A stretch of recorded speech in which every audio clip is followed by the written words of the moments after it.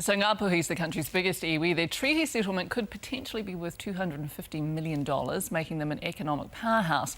But the path is fraught, with tribal heavyweights squaring off against each other, as we mentioned earlier. Our reporter Yvonne Tahana asked Treaty Minister Chris Finlayson for his thoughts. Tēnā koe, Minister. In that story, we met with Ngapuhi people living in tents and garages. How will settlement really change these people's circumstances? What I think will be the most effective mechanism for changing people's lives up there will be a settlement that incorporates a social accord like we have with Te Hiku iwi. And since we signed that accord with them, Paula Bennett's been up there and she's underway. When I signed a deed of settlement with Ngāti Whare and went to Te Whaiti a year or so back to give the apology, I said to Bronco Carson I wanted to get stuck in on the Minganui front, and we're doing it. So get to settlement, sign an accord like that, and we'll be able to address some of these issues.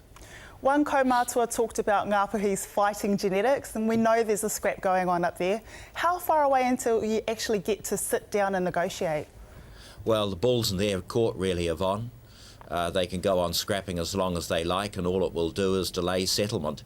Or they could put personality issues to one side and decide to work together, and then I think they could surprise themselves how quickly the commercial component of the settlement could be achieved. Now look, there are going to be very, very important cultural negotiations as well. The other day on the plane I read the Tribunal's report on Ngāwhā Springs. Those sorts of issues are not going to be solved overnight, but I really do believe if people put aside petty personality differences and focus on the commercial element, we could move very quickly. If a hapu such as Ngāti Hine were to withdraw from treaty negotiations, can you clarify what happens to it in terms of settlement?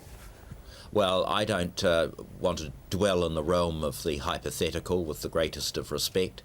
I'm aiming to go and have a chat with Ngāti Hine in the next few weeks, and we'll see where we get to.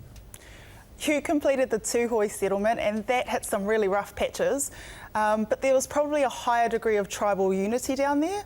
What's the degree of difficulty on this one? A 9.9, do you think?